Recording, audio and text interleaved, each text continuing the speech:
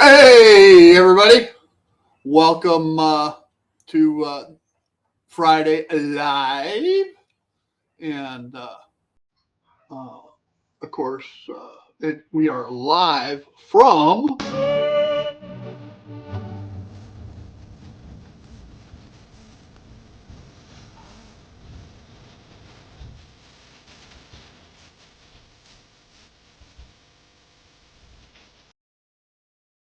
I can't resist, guys. I'm sorry.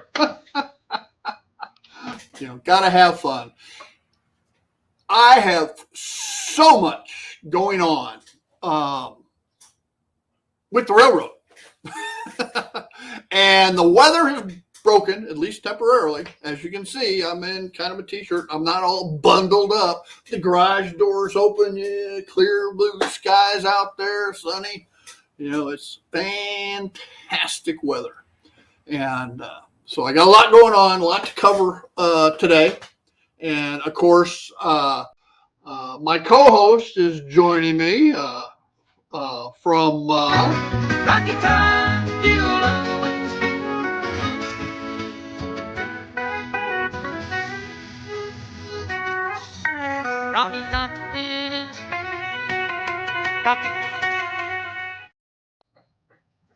Well, Hey, John, how you doing? pretty close to there. Not quite Rocky Close, Top, but close enough. yes, and it's a Close good enough. song. Good song. Yeah. Good morning, all. Well, Rocky Top is more than just the University of Tennessee. Yeah, It is that whole Cumberland yeah, Plateau, area. Gatlinburg. That whole thing is Rocky Top. So, yeah. Well, I'm on the anyway, plateaus, so yep. yep. You're out there in the hills of Tennessee. Yes. So, Beautiful weather well, out today. let me run down who all's here. Ray Ron was first, of course, followed by Lynn. Artie's joining us. He's still in Boston. He's hopped the big pond over and went to see Tammy and Ray at Amherst train show. So a lot of people got to meet Artie, and Artie got to meet a lot of the YouTubers and so forth. Hi, of course, is here from the other pond, on the other side of the other pond. All right. And our good friend John, Schuylkill River Valley, is here, and I'm sure he's going to give us an audio check here shortly. And let's see, who else we got? Chasco has joined us. Hey, Chasco, good to have you. All right. Our other good buddy, JB, John Banicki or Banicki. One of these days, we're going to figure out which way to pronounce it. Has joined us. I just call him JB. Yeah, JB, that's the easiest way to do it. Okay. And Randall's joined us. All right, over there from the east side of Arkansas. He's another one of the I-40 gang. That's what I call us. Anybody that lives basically 100 miles north or south of I-40 is part of the crowd, so to speak. And unfortunately, Jason in the middle can't join us today. He's busy, but hopefully he can join us maybe next week. So Yeah, he just needs to go ahead and retire. Then he could. Who, Jason? He's too young to retire. Yeah, well, he can retire. We did. yeah. And then we got JD, Grandpa Rails, down in Burleson, Texas, and he's not part of the I-40 gang, but he's part of the Texoma gang. Okay, you got Robert, Jack, and JD, myself, and so forth. So good to have you here this morning, JD. JD, I'm getting so confused. Then we got Lee at Anfield Road, Layout in the Loft. He's also on the other side of the pond in Great Britain, or England, or the UK, whichever one of the three you want to use. Sparky 107's joining us from Ontario, Canada. Always a pleasure to have Sparky on board as well.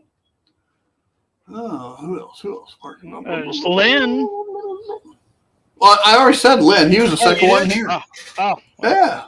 Sorry, Yeah. I missed that. It's that Alzheimer's kicking in, John. Yeah. You forgot. You forgot the people in the very beginning. Yeah, it's that old timer stuff. Dwight's just joined us from Central Illinois. All right, some of my, near my old stomping grounds of my youth in the pheasant hunting area. So, hey, always a pleasure to have Dwight on board as well. Yes. Now, Lynn. what you laughing at? Oh, Lynn just said thanks for mentioning him again because he likes being mentioned twice. Yeah, he can be our John Hancock of the YouTube clan here. For those, I'm always full of all kinds of trivia. Does everybody know why, people say, let's have your John Hancock, your signature?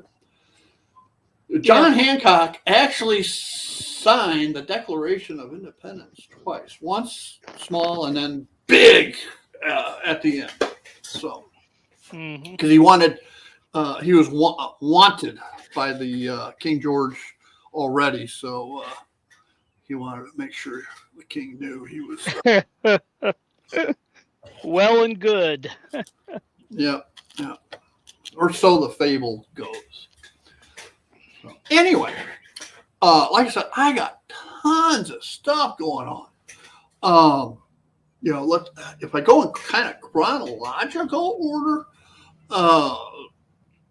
after last week's stream, for those that didn't know, Robert, the Flying Crow, and I were, Robert invited me, actually, he invited Jason to go with him to Steve Davis's Kansas City Southern in 1982.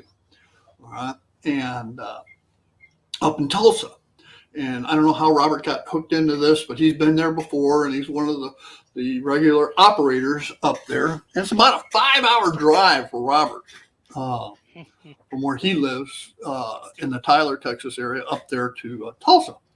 And he normally drives Friday night and gets, an hour or two away from Tulsa, or an hour away from Tulsa, and then gets a hotel room, and then drives in the next day in time to have lunch before the operating session. Well, he invited Jason, but Jason couldn't go. So Jason suggested he contact me. And so Jason gave him my phone number, and Robert called. I said, hell yeah, I would love to go. Pause in the story. All right, Grandpa Rails just noticed I have my garage door. Yes, I do. And I'm not all bundled up freezing. Right now it is 60 degrees out there. Gorgeous day. So that's why I have a lot going on, because the weather's broken and I can actually sit out here and work. I can paint. All right, because it's above 55 degrees. Anyway, back to the story. So Robert invited me, and we met up at Steve Davis's place at 11, shortly thereafter, and then went to lunch. Had a nice little Mexican lunch, and had a really good little mom and pop Mexican place there, Broken Arrow area, Oklahoma, and then went to the operating session. And it was so much fun. So that's the first time I've operated somebody else's layout, and this is a big layout. All right. And for those of you who don't know, now I tried that web address last week. That web address worked. I tried it this morning. All right, kcs1982.com, and I couldn't get it to work. So if one of you wants to try that, go ahead and see if it comes up for you. That said, there are YouTube links that I'll put up for you. I'll put in the chat, and you can copy and paste them as well. So anyway, there's Robert. All right, And that is one of the many little alcoves. I won't call them little, they're actually long, as you can see in that picture. That's a big U.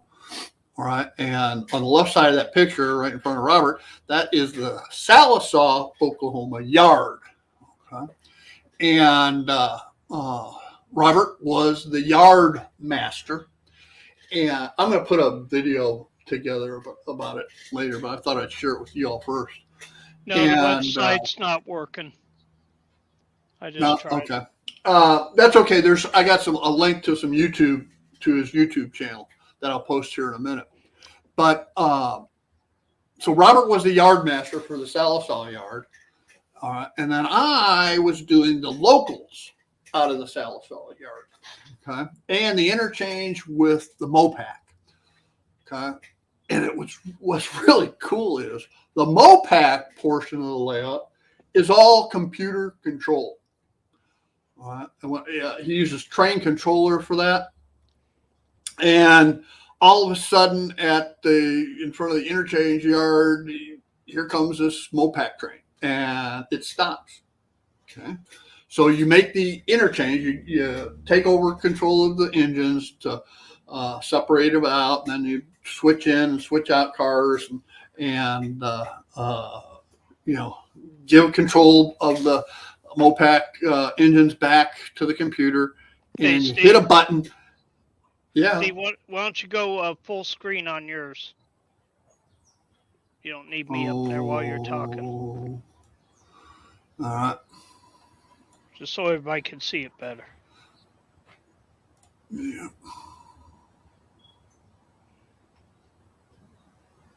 Sorry I'll to just do that. Interrupt your story there, but yeah, now I got to remember where I was. Oh, the Mopac train stopped. Yeah, the Mopac train stops, and you switch out the cars that are supposed to be switched out and transfer in the cars that are supposed to. Oh, and you do not. Let me think about this. I got to think about it. It does not pick up any cars at that point. You pick up cars from the train at that point. There's already pre-staged cars to go with the train, but they have to go in the opposite direction. So when you get it done, you give control back to the computer and you press a button on a panel, and then the computer takes that train away. And then an hour or so later, it'll show back up coming in the other direction. And you do the same process. You take control of the engines and you switch in the cars that are on the transfer track. And then you add cars from the Salisaw yard, the next round for the next operating session, back in to the transfer track. I mean, it is just really, really cool. So yeah, it sounds like. And then I also had to switch out the Crown Zellerback industry and the Holly carburetor industry and a team track. And the whole time, Robert's taking the cars that I'm pulling out and others replacing. He's got the Dodger, the Salisaw Dodger. He's got two other trains that'll come. They'll drop cars and add cars to those trains. And I mean, he stays busy the whole time. And so did I. Now, the thing about that Mopac interchange was I didn't realize we had the computerized one. This train shows up and it's sitting there it's on a separate line. It's not bothering us any. Well, apparently it's bothering other people. They're waiting for stuff to happen. And Steve comes over, says, "You guys aren't going to do this?" Sorry, didn't know I had to. Okay, I'll get it. So that was my faux pas.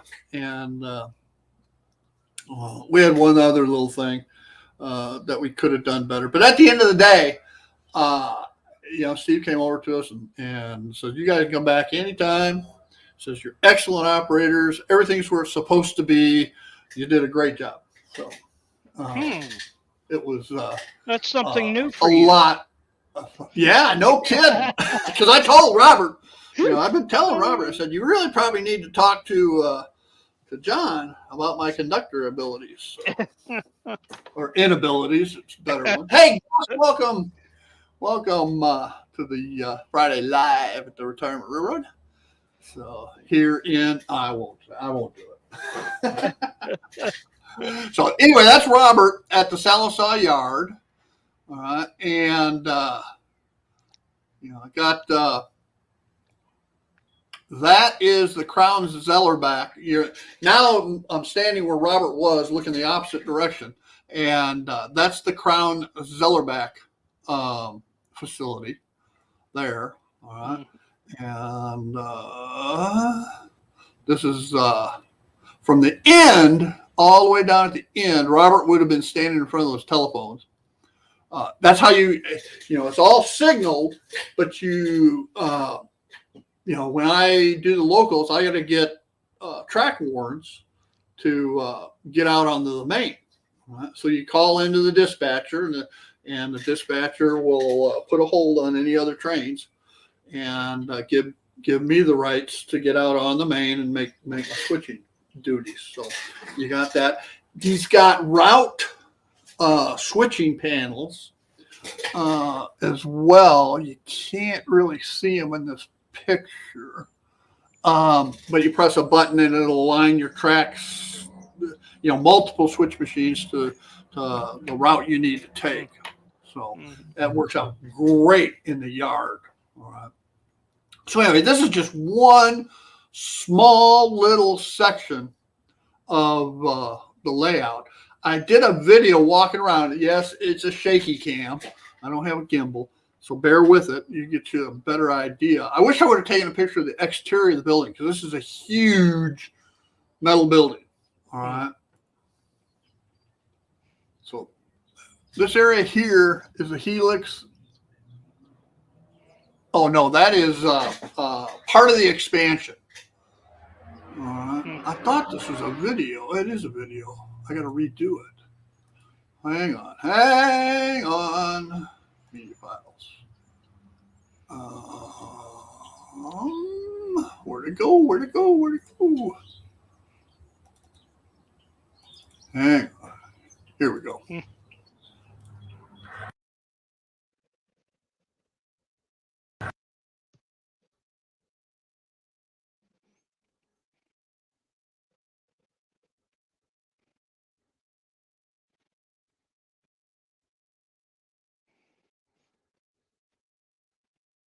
Are you there?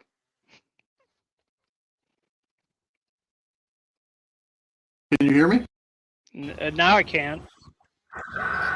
Okay. Yeah, I lost my Manicam for a minute.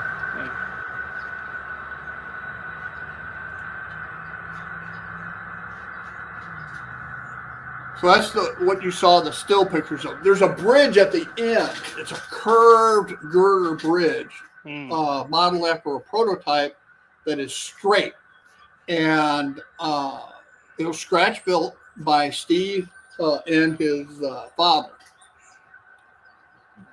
This is Crown Zellerback over here. And that's the tail end where that red caboose is. That's the tail end of that computer controlled Mopac train. Okay. Come around, and you can see where it comes from underneath there.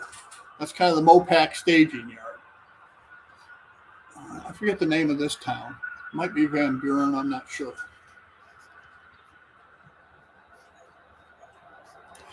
And there are multiple decks in some areas and mushroomed multiple decks in other areas.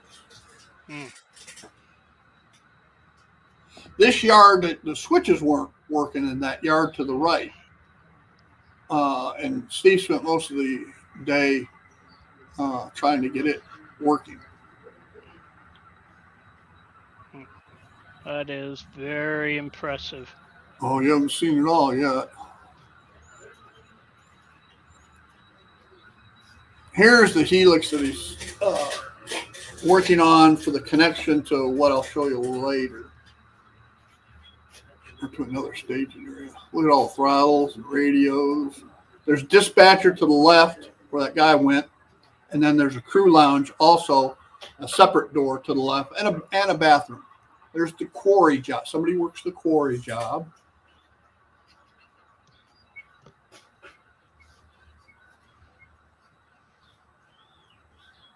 Then you step up, because this is a mushroom section. That area where the Mopac was and Crown Zellerback is underneath this. Mm. All right. Now, eventually, this will go straight and then curve to the left, going behind where we're looking now, through that wall. Because if this wasn't big enough,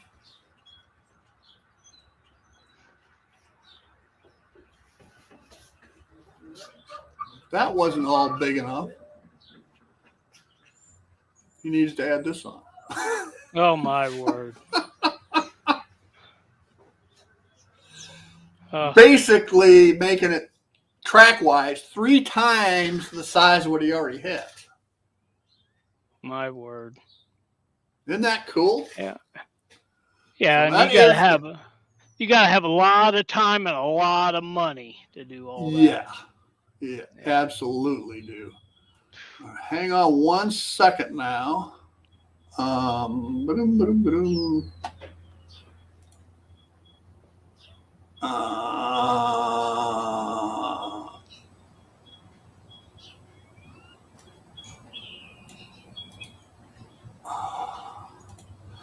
All right.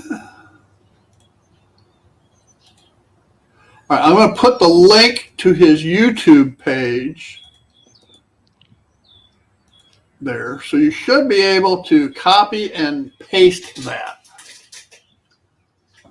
All right, to get to his YouTube page. And there is a video, an actual video on operating the Salisaw yard where Robert and I were.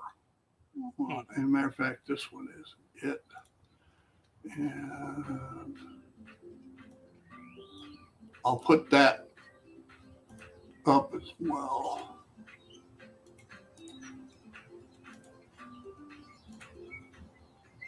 Hey, I'm Katie with StreamYard, and today I'm going to teach you about our new feature, local recordings.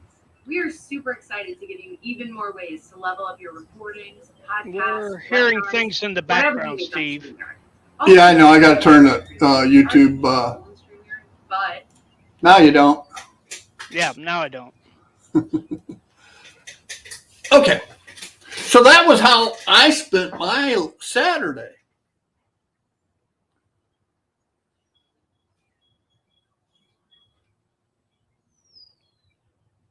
Steve, I think we lost you. No, you didn't. I'm reading. Oh, okay. You stopped talking all of a sudden, and I was reading. I can't do both. Okay. Well, maybe that's all your conductor problems is you can't read the script and run the switches at the same time. I know. I didn't have problems. There you didn't.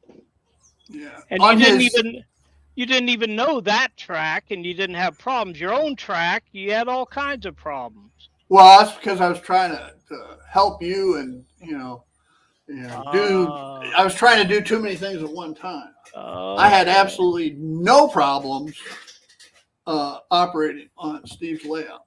But I did have an engine issue.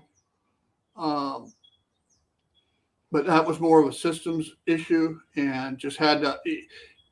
For those that don't know, if you got a keep alive in a locomotive, and it, let's just say it shorts out for a second, and it loses connection to Loconet. All right. Well, that keep alive is keeping the thing working.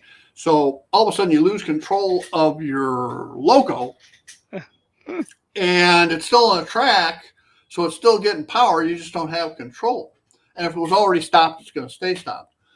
The issue is to get it to work again, you got to take it off the track and let that keep alive discharge. All right. Then you can put it back on and it'll work again. All right. Well, we had an issue with that. So I had an issue with that. Mm-hmm. Okay. So if you say so. Yeah. So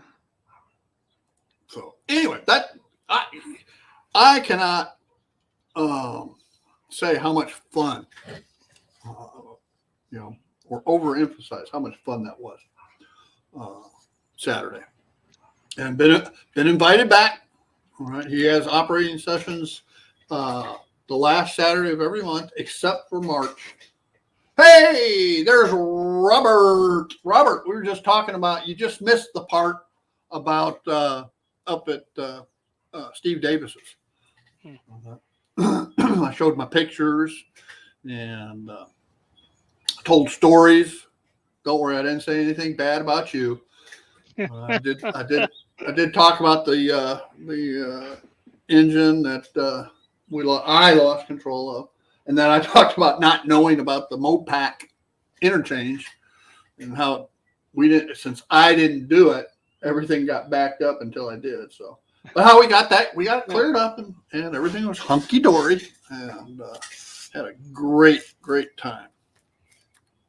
So, and then Saturday and Sunday, ended up watching all of Heath's Saturday coverage from Amherst, and then his Sunday coverage from Amherst as well. And he did a great job. But it still didn't help him with his problem. if you watched his Wednesday night situation. Anyway, but watching all that got me inspired. So I got a hold of Robert, and I've told John already. I just haven't talked to Jason about it.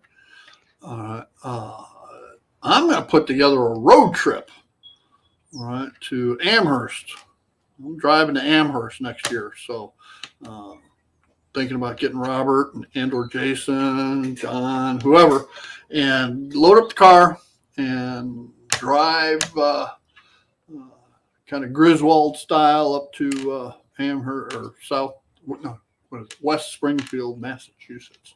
It's only roughly 1,800 miles. That's all. That's yeah. And but I got a hybrid car.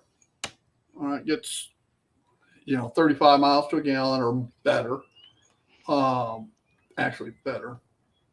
We double up on rooms. It actually turns into a pretty cheap excursion. Long, but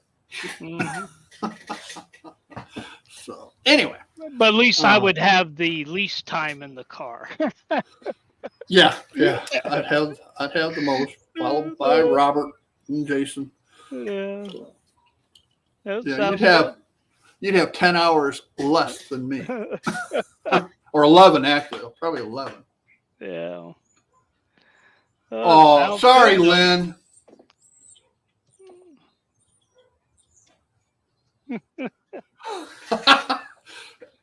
John, did you see this? Just so you know. It was fun. You see that? He's the greatest engineer I've ever lived. See? I can't believe that, Robert. That is an opinion that I cannot justify. No, Robert and I worked great together. All right. I concentrated basically on one side of the yard. He did the other side of the yard. So when we're making up trains, he didn't have to go flipping from one side to the other to get the preset trains blocked properly. All right. And it was natural for us. And it worked great. It just worked great. I don't know if everybody else saved a lot of time. I lost him. Say what? Yeah, I lost you for a while. I don't know if it was me or you. Okay. Anyway. Okay. Yeah. But Robert and I worked well together. It was a lot of fun. So anyway, that was my Sunday. So since I've been hogging the first half hour of the stream, John, what did you get? Well, I didn't get much done here, and it was mainly because I was out of product that I needed. I was actually able to find some of the very elusive roadbed from my local hobby shop. I wanted a whole case. I got 7 pieces. So I don't have enough to do what I need to do, but at least it's a start and I can do something. While I was there getting that, I actually picked up a couple of boxcars that are not CNEI. Huh. Huh. Are they Burlington? No, they're Erie. And I did that because I've already got 6 or 7 Erie cars. And they did come down into, that part of Illinois and Indiana that I model. So they're the Yardmaster series from Branchline. And of course, they're kits, but Uh-huh. Huh. that'll be fun. Yeah. And of course, they're both the same number, too. So I just showed you both of them right there with just one. Yeah, I'm gonna have to change the road number on one. Of course, my my gray ones that I have, the gray ones I have are all the same number too, so I have to change them. Of course, they're in burgundy red numbering, so I'm gonna have to try to print those. But yeah, so and since I got some more cork roadbed, I was out of my adhesive for it, so I got a couple of them at Lowe's. And I had been to Hobby Lobby, I think it was on Monday, and boy, they don't have a lot of evergreen scale model stuff, but I did get some tubing and some rod of various different sizes just to have it on hand if I needed it. And that's I think that's about it. I did get my tanks primed, and they're ready to go in the old spray booth. I can't see the light, but that's where's that light at? There it is. There we go. So I got them primed. Got to get working on them. So for my load, and for those who don't know, I was a tanker in the Army, and so I have to have my military loads. And that was it for my week. Cool. I didn't do much else. Now, besides cutting down a bunch of trees, but not on the railroad. Yeah. So. Well, I have been busy. Starting Wednesday, I guess, is when the weather broke. And so I was able to get out here and start doing stuff. And what I needed to do is get the backboard up, cut, bent, etc. And so I've done that, and I'm going to be putting out a video about it, of course. And I think I lost my all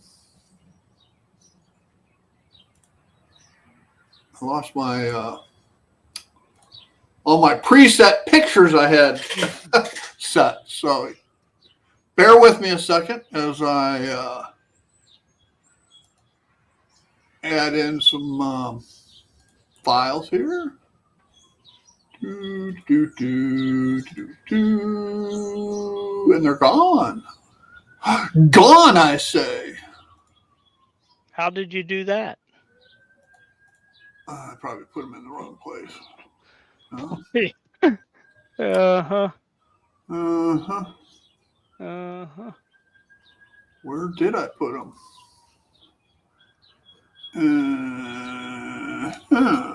Uh-huh. They're supposed to be here. but they're not there. Hate when I lose things in a computer. I hate it when that happens. Yeah, that happens to me a lot. Are they here? They should be here. Well, hell, because I had a vid. Oh, I know where they're at. Ha, ha, ha, ha, ha. Well, maybe not.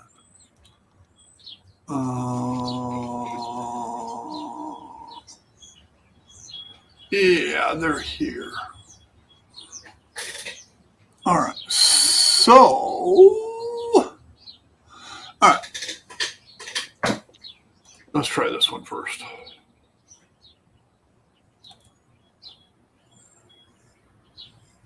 And you still have me as full screen, Steve. Yeah, I got 101 things happening here. I know. I'm just letting you know. I'll stop. What I'm doing is to change that around. Hell, I'm missing. Oh, that's Yeah. Well, that's why you're full screen, because otherwise it would be black. All right. So just hang tight. I will. I'm here. Um, Just harassing you as usual.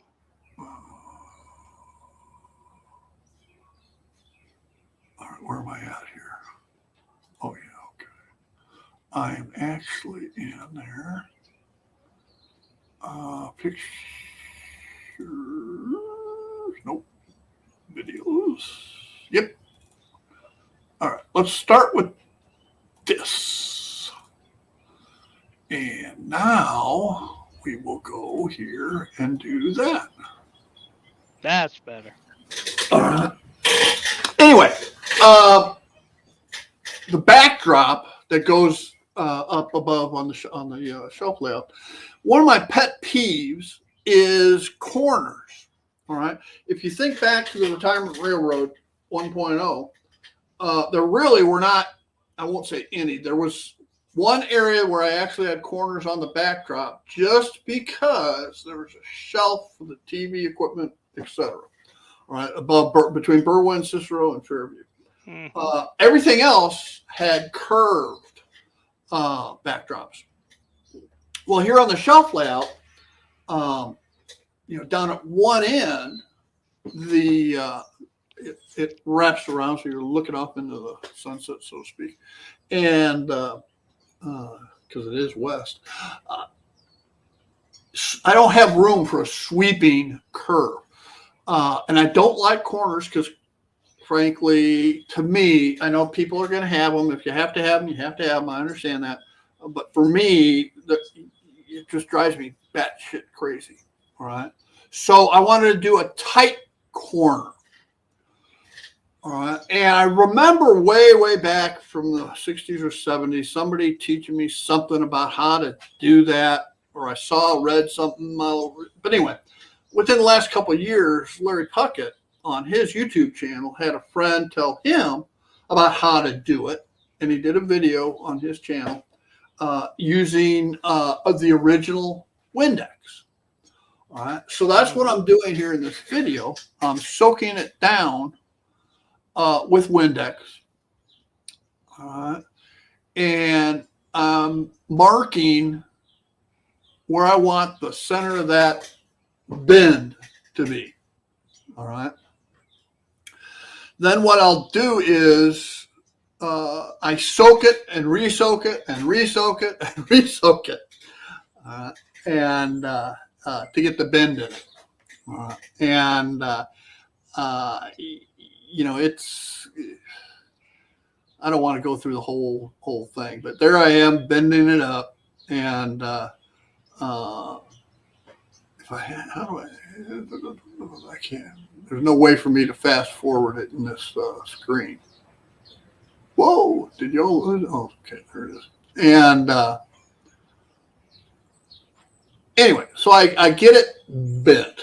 All right, and what I do is I put it up against that workbench there, on my right-hand side to the left of me in this picture, and I use that piece of furring strip, and then I go get a shelf. Actually, I get a shelf piece, not that, something else, and lay it down there and weight it with a bunch of stuff, paint cans, a toolbox, et cetera, and get it bent.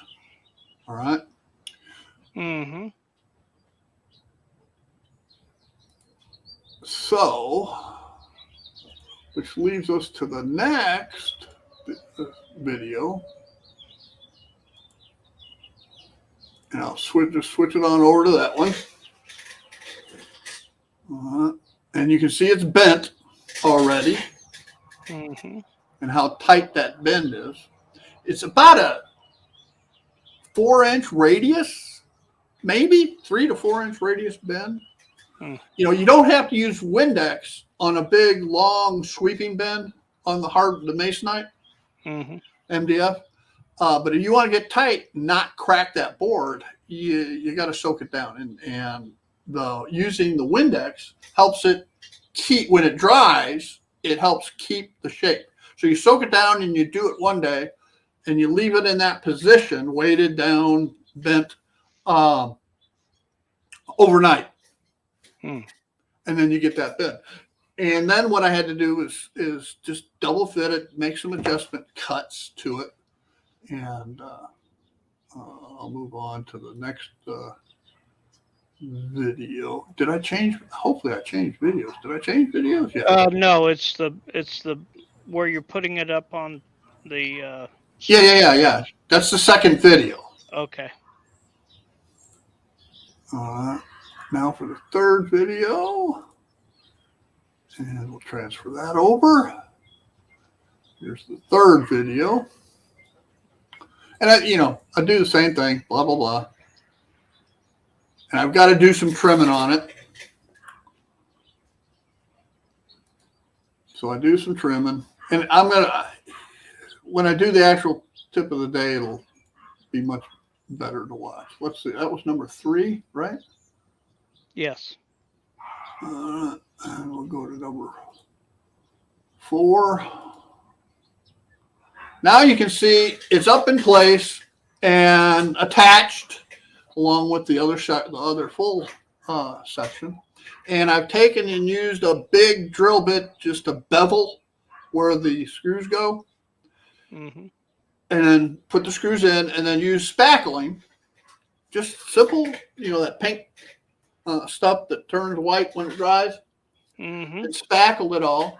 Came back with some coarse sandpaper because I don't level it out real well.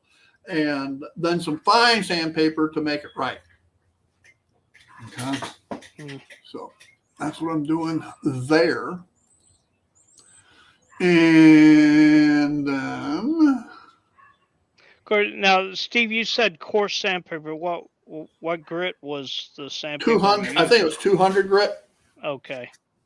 And then I use you don't want to use too rough of sandpaper because then you'll mar the surface and leave cuts in it. But 200 in this case. Yeah, but it all depends, John. It all depends on how much spackling you use. Because if you got some big stuff, all right, you got to take, the fine sandpaper ain't going to do it. All right. Yeah. So I use the coarse to get the big lumps out. And then I come back with the fine to take those, what you just talked about, the grit marks or whatever. I take those out with that.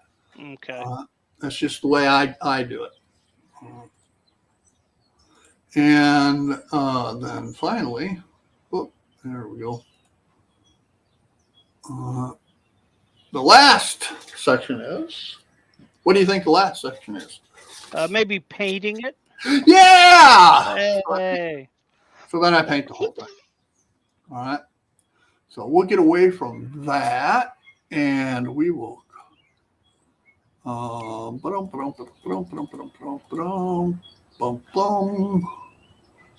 we will do that. And then, ta-da!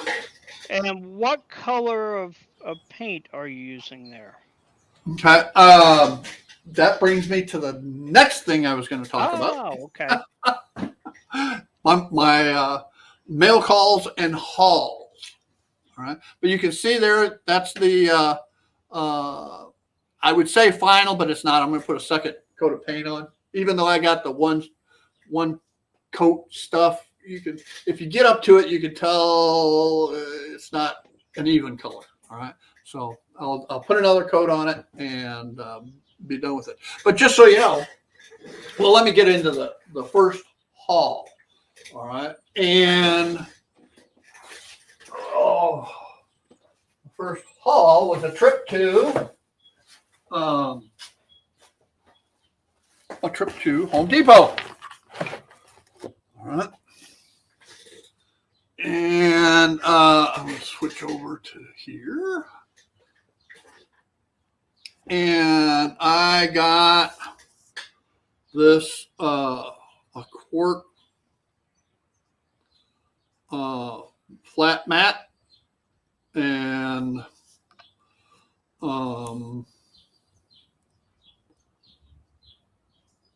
premium posture flat mat, partly cloudy. And then it's got the hell, I don't. In answer to your question, John, I have no clue. All right, because I didn't. Oh yeah, I do. Yeah, I do. I got the paint strips in here. All right. Yeah, there they are. The swatches. All right. So I got a light blue, but it's got like just a little tint of gray in it. All right. And it's called Partly Cloudy. Okay. And I got that on purpose because in the Midwest, or basically anywhere with high humidity levels, you do not get a deep blue. You get that misty blue or partly cloudy. Okay? Mm-hmm. Right. So that's what this is. Now, in addition to the partly cloudy, I got 2 shades of green. Ta-da! Mm-hmm. All right. And they are equestrian green and scallion green, both in flat, all right, matte flat. And the reason for 2 is the darker green will be on the lowest portion of the backdrop, up about, and I'd have to get my scale, up about 30 scale feet, maybe 25, 30 scale feet. Okay. That would be the height of the maples and oak trees, typically. Mm-hmm. All right. And ashes and elms and all that kind of stuff.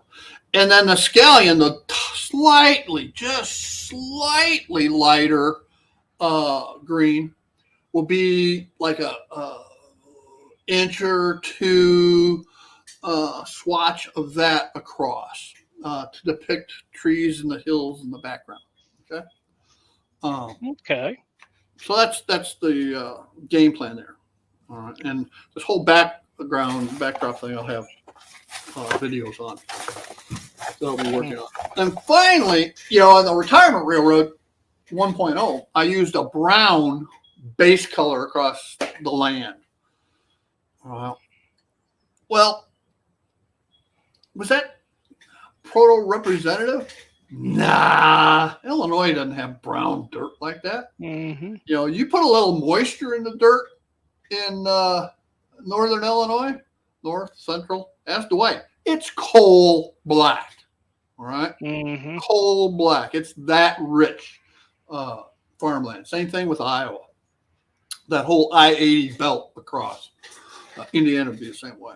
So when it's dry, depending on moisture content, it would be a different shade of gray. So I got Shadow Mountain for my base color across the bottom. Not that any of it will be seen per se, but if there's a thin section of grass or between the ballast or whatever, it's going to look like proto-representative dirt. All right. So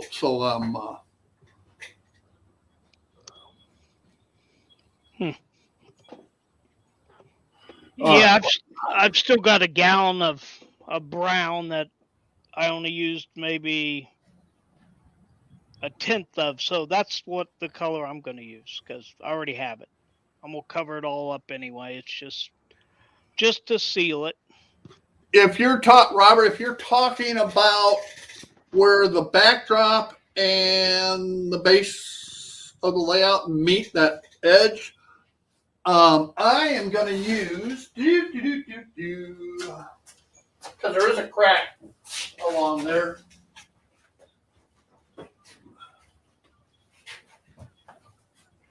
I am going to use that. Yep. Okay. Along that edge in the back. Now there will be, in one area, there's a rolling hill. All right.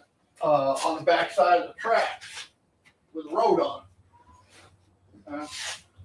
So I got, and that'll be made out of foam. Mm-hmm. And yeah, I've been using that water putty stuff since early 70s. When I was a kid. I have about 3 cans of it. My dad had it. My dad had it. He'd bought for a project and hadn't used it in years, and so I stole it. Mm-hmm. He never even noticed it. Yeah. Anyway, so that's the game plan with that. So that covers all of those paints. And then, if y'all recall, I did get my Flex Track a couple weeks ago, but I got to weather it, or at least preliminarily weather it. What I do, because I'm a KISS person. Keep it simple, stupid. And so I just take my Flex Track. Oh, I sound like Rock from Home Improvement doing one of his things. Anyway, I take my Flex Track, and I just spray paint it. All right, and I just use the Rust-Oleum, red primer, because you think about it, it looks like rust. Okay, and so I just paint it all, and come in and rub off the tops of the rails. Mm-hmm. I'll clean, once it's the final, everything's laid, I come in and clean it again with alcohol or mineral spirits, one or the other.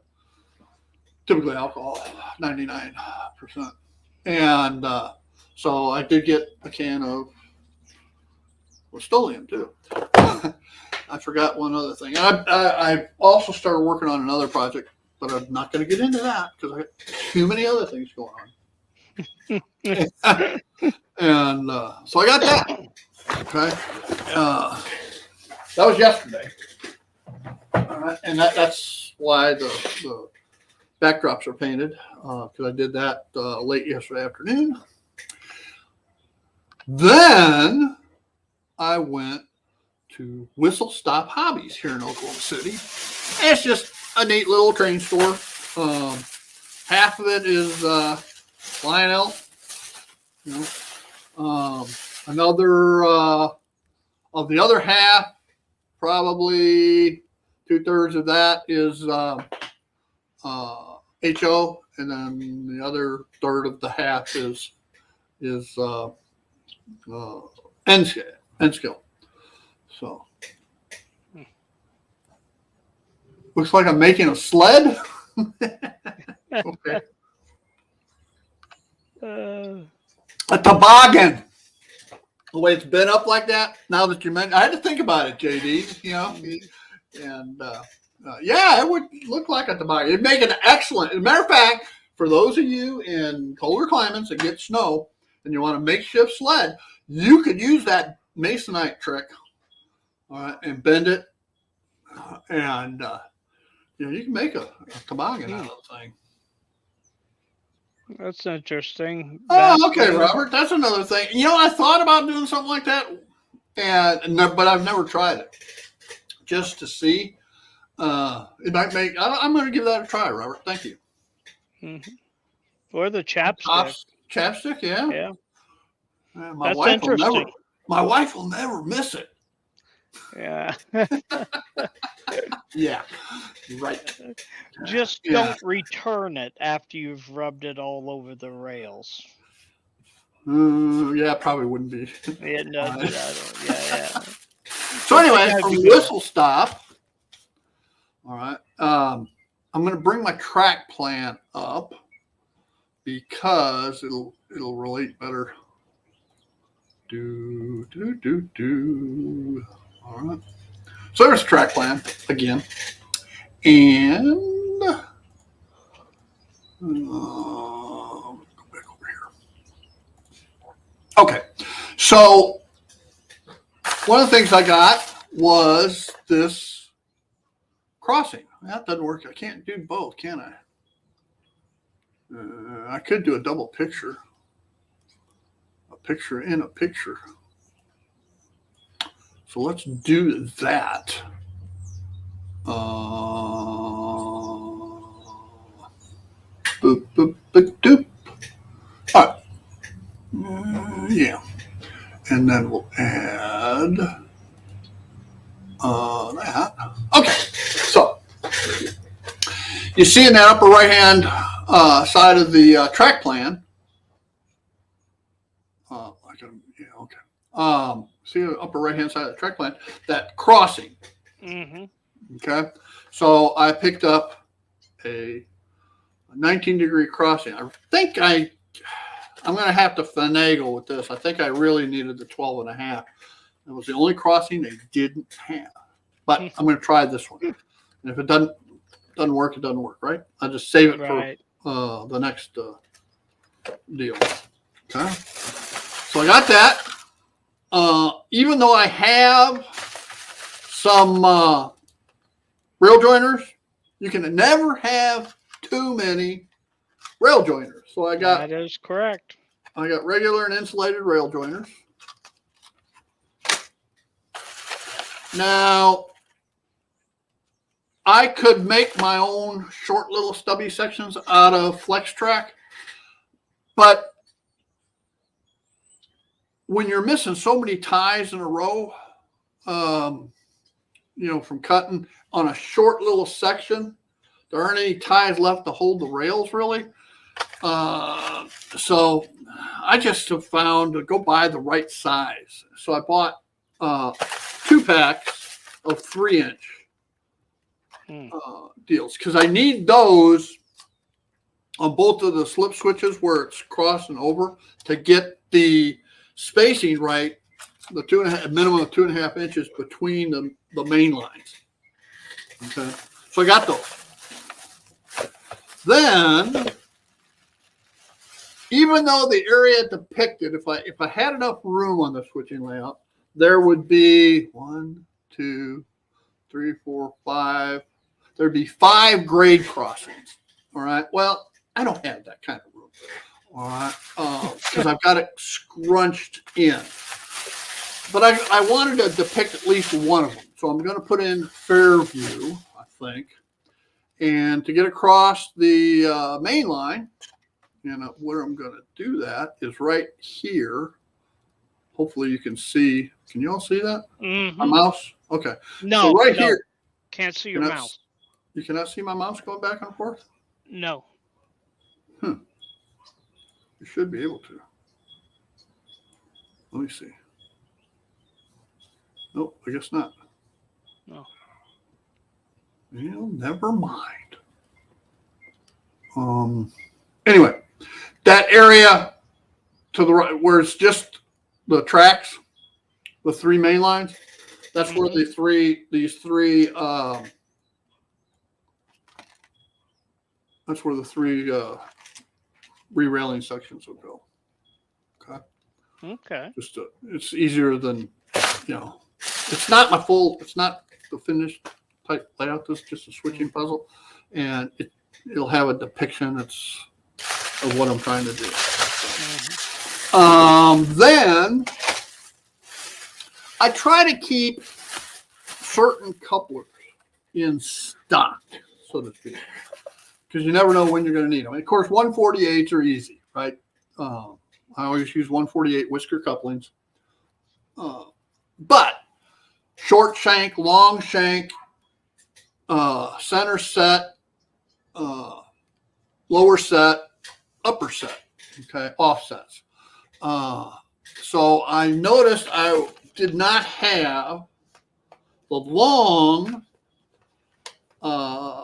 any more long center sets. So I picked up a package of those. And also missing the underset. So I picked up a pack of those. All right. So, and I showed a couple weeks ago those organizing tray things. So Right. I'll get those all set up over there with it. And so I think that's all the stuff I got. Well, it looks like you got a lot of stuff.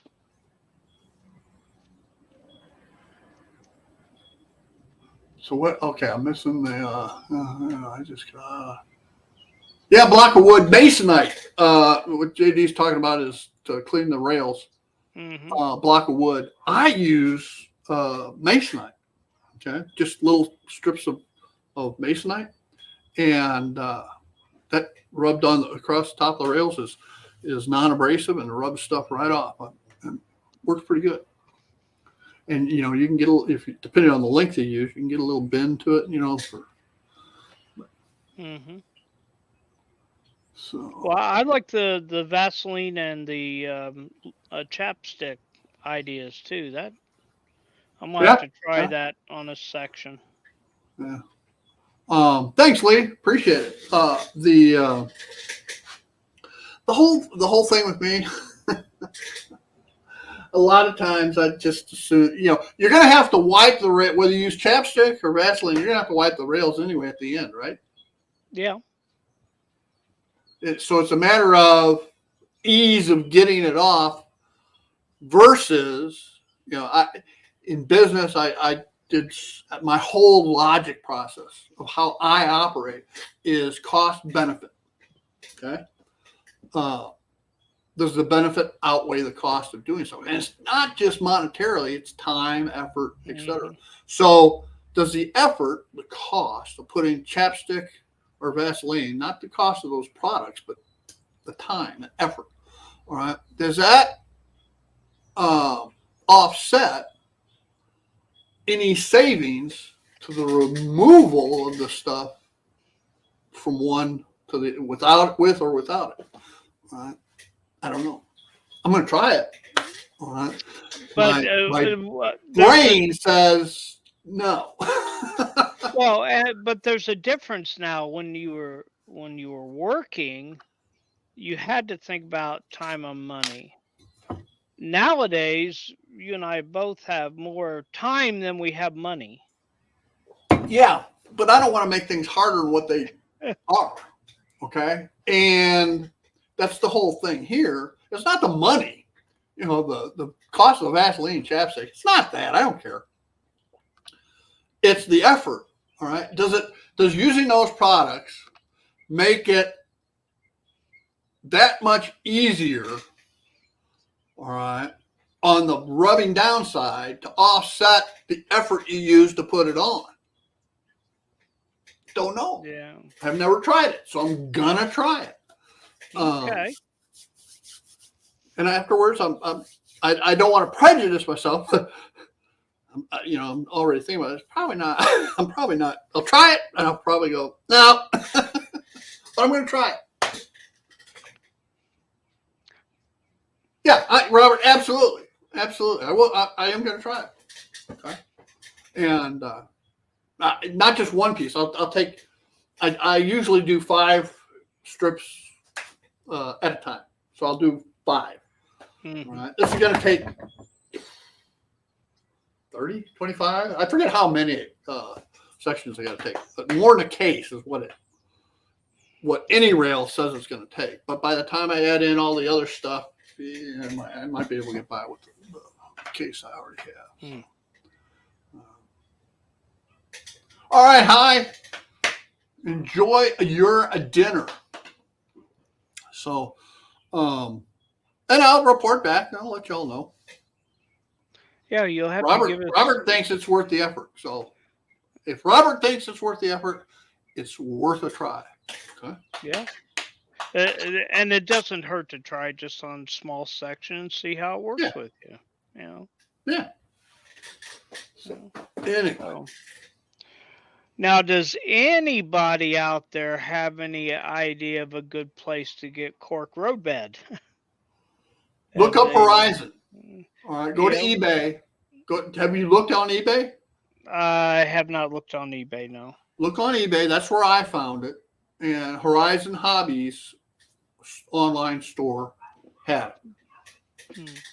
Right. That was 3 weeks ago. Yeah. Yeah, no, the hobby shop where I got mine from, he wasn't in, but his wife was in. She called him and he said, no, he's had the cork roadbed back ordered for 4 months, 5 months, something like that, and he just hasn't got any. Robert says Harris Hobbies usually has it as well. Okay. Yeah, and I'm going to try my favorite hobby shop, Zicknick's Trains in Pinellas Park, Florida. Yeah. Yeah, Iron Planet. I'm still on the wait list at Iron Planet for it. I haven't been notified that they've gotten it in yet. So, wonder what the issue is with that. Can't be. What is it? They can't get the cork to make it, or I have no idea. No idea. Randall went to Ozark Model Railroad Association's open house and sidewalk sale, and he did a great video. So if you have a chance, watch that.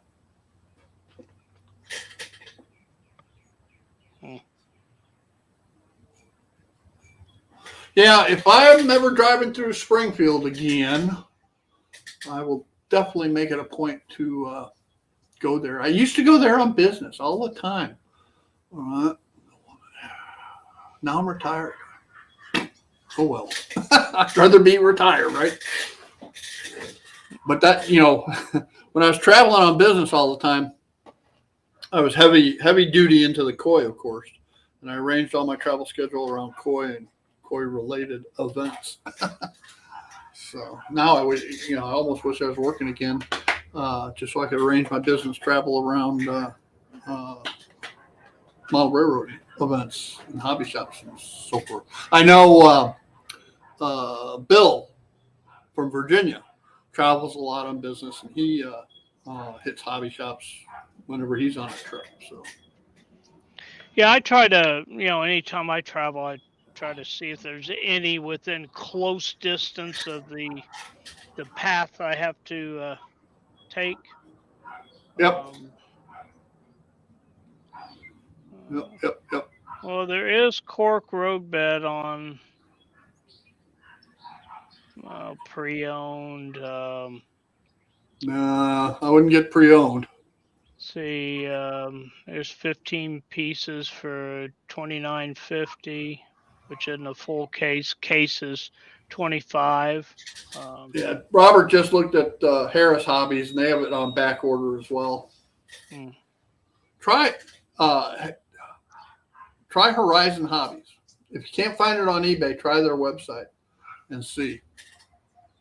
It's one of those items, as hard as it is to come by, I doubt that they still had it. I think I just hit it at the right time, like I did on the Flex Track at Iron Planet. Yeah, let me go on there and see. Try Midwest, try Lombard. What are some of the other ones? Anyway. Yeah, I'm gonna try Zicknick's too. Maybe they have some, so I'll do that after the live stream. Now, that's one nice thing. You think about the old days, pre-internet, all right, where we had to go to our local hobby shop. We typically had local hobby shops, local to us, not back then. But you'd still have to order. If they didn't have it in stock, you have to order and wait. All right. And that could be a long process. The internet has made it so much easier. But if nobody has it, nobody has it. Yeah. Yeah, I know. It's, you know, I've still got some turnouts that I've ordered from Micro Engineering that I still haven't There you gotten. go. Ask Lynn. Lynn will sell it to you for $100 a box, I'm sure. Oh, okay. Yeah, thanks, Lynn. With free shipping. With free shipping, yeah. Oh boy. Yeah, how did he get that? Unfortunately, $100 box would not finance his trip around the world. So. No, but it'd be a good start. Yeah. All right. Well, time to wrap this thing up. Look forward to a tip of the day, at least one video this following week on the backdrop process. And where you get to watch all those videos speeded up and narrated with what to do and how to do it and so forth and so on. So, very good. Yeah. Yeah, Train World estimates into March. My local hobby shop originally estimated the 1st of February. All right. Well, I was in there yesterday and they didn't have any. So it's probably still on a boat on the ocean. So with that, okay. Anyway, I want to thank everybody for joining us here on Friday Live and Milk Hall and my co-host John. And as everybody knows, thank you again from Oklahoma, where the wind comes sweeping down the plain. And also from Rocky Top,